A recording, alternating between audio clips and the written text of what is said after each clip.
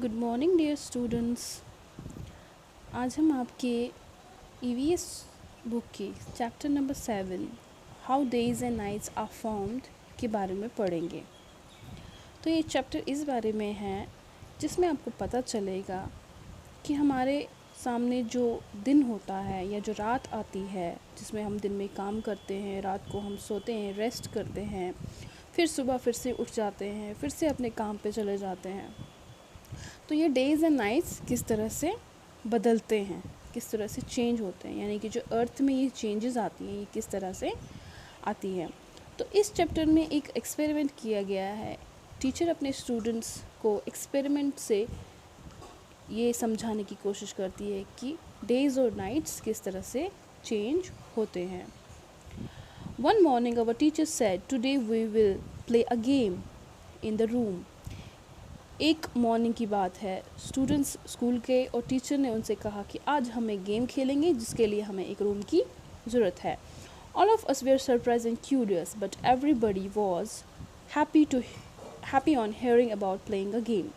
सब लोग बहुत हैरान थे और बहुत क्यूरियस थे, यानी कि उनको बहुत एक्साइटमेंट भी थी और वो जानना चाहते थे कि ये गेम क्या है, लेकिन सब खुश थे क्योंकि हमें गेम खेलना है। The teacher said again, we need dark room for playing this game.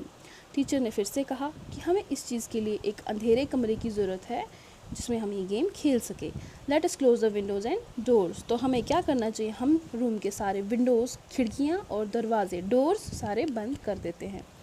We require a ball and a torch for playing this game. हमें इस गेम को खेलने के लिए एक बॉल और एक टॉर्च की ज़रूरत है। I have brought these things with me. और मैंने ये सब चीज़ें अपने साथ आज लाई हैं, यानी कि जो चीज़ें इसके लिए नीडेड है गेम खेलने के लिए वो मैंने लाई है।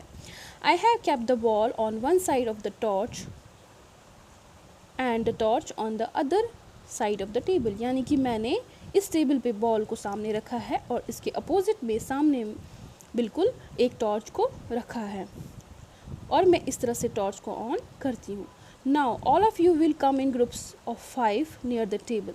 अब आप क्या करेंगे, अब आप मेरे सामने जहाँ मैं खड़ी हूँ उस तरफ से आएंगे 5-5 की ग्रुप्स में और इसको देखेंगे turn by turn and look carefully at the light falling on the ball. आप एक एक करके आएंगे और जो मैं टॉर्च से इस बॉल पे लाइट थ्रू कर रही हूँ उसको नोटिस करेंगे। After going back to your seats each one would write answers to the following 2 questions in the text notebook. यानी इस चीज़ को देखने के बाद आप सब अपने सीट्स पे जाएंगे और मेरे इन 2 सवालों का आंसर लिखेंगे अपनी कॉपी पे। पहला सवाल क्या था, on which part of the ball is the torch light falling, यानी कि जब मैं इस बॉल पर टॉर्च की लाइट थ्रू कर रही हूँ तो ये जो लाइट है ये बॉल के किस हिस्से पे पड़ रही है। जैसा कि आप देख रहे हैं बॉल को मैम ने बीच में रखा है, यहाँ से टॉर्च की लाइट जो है इस पे आ रही है, तो इसके इस साइड पे यानी राइट वाले साइड पे आपके सामने अगर देखो राइट वाले साइड पे टॉर्च की लाइट आ रही है और इस तरफ से नहीं आ रही है क्योंकि इन्होंने रूम में अंधेरा कर रखा। अगर आप ये लाइट वाले रूम में करेंगे जहाँ रोशनी हो वहाँ पे आपको ये एक्सपेरिमेंट समझ में नहीं आएगा।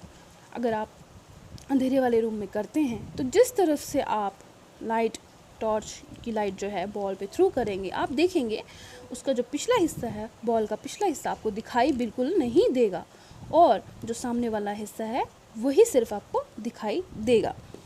तो ये फर्स्ट क्वेश्चन था। सेकंड क्वेश्चन मैम ने बोला why is there darkness on the other side of the ball. Ball के इस तरफ तो रोशनी है, दूसरी साइड से रोशनी क्यों नहीं है। तो अब आप देखिए बच्चों ने क्या जवाब दिया। Most of the children wrote the following answers. बच्चों ने क्या आंसर दिया इस चीज़ का। पहला क्वेश्चन ये था on which part of the ball is the torch light falling, यानी बॉल के किस हिस्से पे रोशनी पड़ रही है। आंसर था बच्चों का the light is falling on the side of the ball facing the torch. रोशनी आप देख सकते हैं रोशनी उसी तरफ पड़ रही है बॉल की ऊपर जिस तरफ से टॉर्च का फेस है, यानी जो बॉल का फेस है जो तरफ बॉल का टॉर्च को फेस कर रहा है, टॉर्च के अपोजिट है, उसी तरफ रोशनी पड़ रही है। उसके पिछले तरफ अंधेरा है, वो साइड हमें दिखाई बिल्कुल नहीं दे रहा। दूसरा क्वेश्चन था दूसरे साइड से अंधेरा क्यों है बॉल के, तो आंसर क्या लिखा बच्चों ने, other side of the ball is not getting any light, यानी कि जो दूसरा तरफ है बॉल का उस तरफ कोई भी लाइट नहीं आ रही है टॉर्च की, ये फेस कर रहा है एक ही साइड, इसीलिए दूसरी तरफ अंधेरा है। देखो बच्चों, अगर आप किसी चीज़ को अंधेरे में देखने की कोशिश करते हो, जैसे फॉर सपोज़ आपके पास कोई टेबल है या कोई अलमीरा है, कोई भी चीज़ आपने रूम में रखी है, बीच में रखी है, अंधेरे में रखी है, जब आप उस पर अंधेरे में टॉर्च की लाइट थ्रू करोगे, उस पर रोशनी डालोगे, जाहिर सी बात है क्योंकि अंधेरा है रूम में, आपको उसका उतना ही इस हिस्सा दिखाई देगा जितने पे आपने टॉर्च की रोशनी डाली है। जो उसका दूसरा हिस्सा है वो आपको तब तक दिखाई नहीं देगा जब तक पूरे रूम में रोशनी नहीं होती। इसी तरह जब हम दिन में कोई चीज़ देखते हैं, क्योंकि चारों तरफ रोशनी ही रोशनी होती है, आपको सब कुछ दिखाई देता है, लेकिन जब आप रात को, जैसे कि आप घर पे कभी हो और लाइट चली गई, अंधेरे में आप टॉर्च ओपन करते हो, तो आप देखते हो कि आपको वही हिस्सा दिखाई देता है जिस पर आपने टॉर्च की लाइट ओपन की होती है, जिस पर आपने टॉर्च की लाइट थ्रू की होती है। तो सेम केस इसके साथ भी है।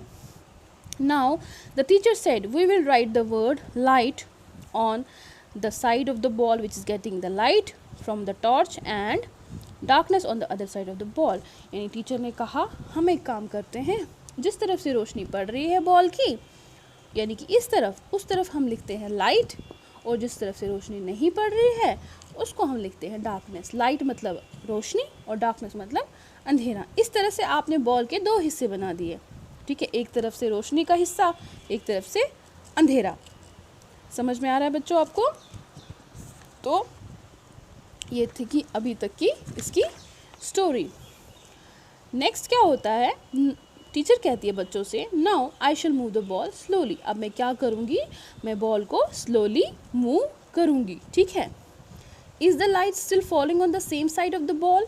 जब मैंने बॉल को स्लोली मूव किया तो क्या हो जाएगा, जिस साइड हमने लाइट लिखा है वो हिस्सा पिछली तरफ जाएगा, और जिस तरफ डार्कनेस लिखा है वो हिस्सा इस तरफ आ जाएगा। यानी कि बॉल को हमने जगह चेंज की, ये हिस्सा इस तरफ गया, ये हिस्सा इस तरफ गया, क्योंकि मैम ने बॉल को क्या किया, घुमा दिया।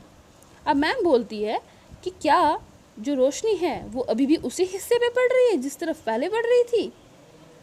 नहीं, क्योंकि मैम ने घुमा दी बॉल को, ठीक है, और इन्होंने लिख के रखा उस पर निशान रखने के लिए हिस्सा कौन सा है, तो लाइट वाला हिस्सा पीछे चला गया और डार्कनेस वाला हिस्सा आगे आ गया।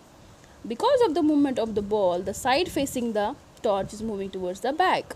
यानी कि बॉल की मूवमेंट के कारण जो हिस्सा पहले टॉर्च को फेस कर रहा था वो पीछे चला गया, और जो पीछे फेस कर रहा था वो आगे आ गया। आई होप डियर स्टूडेंट्स आपको ये समझ आया होगा।